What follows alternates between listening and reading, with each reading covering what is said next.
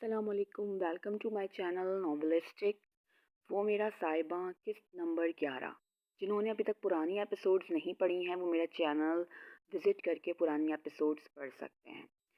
हसन की ज़िंदगी में जिस तरह मिरहा से पहले कभी कोई लड़की नहीं आई, इसी तरह मिरहा की ज़िंदगी में भी हसन से पहले कोई लड़का ना था।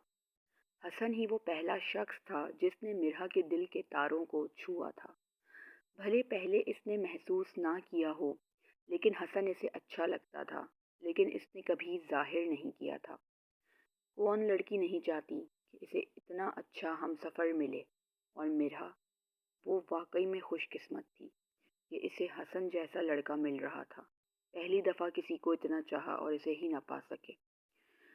वो बेतहाशा रो दी थी, और ऐसे में इसकी दोस्त इसके साथ नहीं थी। वो किससे अपना गम शेयर करती, किसको जाके बताती अपने दिल का हाल। इसीलिए वो भी अल्लाह से राज़ो न्याज में मसरूफ़ थी।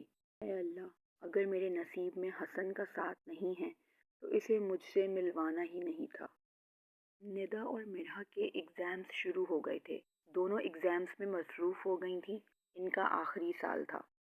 दोनों की मुलाकातें भी होती थीं, बातचीत भी हो रही थी, लेकिन हसन के मामले में दोबारा बात नहीं हुई थी इन दोनों के दरमियान। निदा इनके लिए दिल में फ़िक्रमंद भी थी कि आगे क्या होगा। वो नहीं चाहती थी कि हसन और मिरहा का रिश्ता ख़त्म हो, इसलिए इसने हसन से बात करने का फ़ैसला किया था। हसन भाई, चाय।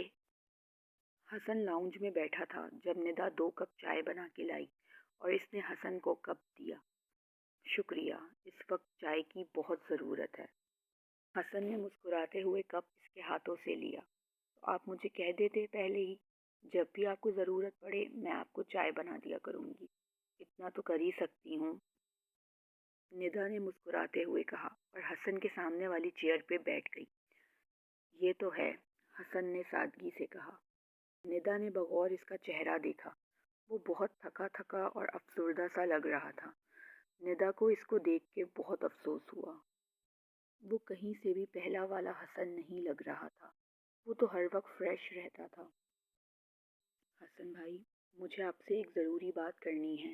इसने बहुत देर सोचने के बाद अपनी बात का आगाज़ किया। हाँ बोलो, मैं सुन रहा हूँ, हसन ने चाय का घूंट लेते हुए कहा। हसन भाई, हमारा आखिरी साल है।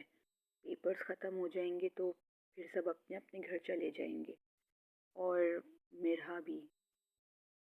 आपने आगे का क्या सोचा? निदा ने हसन का चेहरा देखते हुए पूछा। मैं क्या बताऊँ, मैं ऐसे दलदल में फंसा हुआ हूँ कि जिससे निकलने का मुझे कोई रास्ता दिखाई दे रहा। समझ में नहीं आ रहा कुछ। मिरहा को राज़ी कर भी लेता हूँ तो मैं अपनी माँ को कैसे राज़ी करूँगा?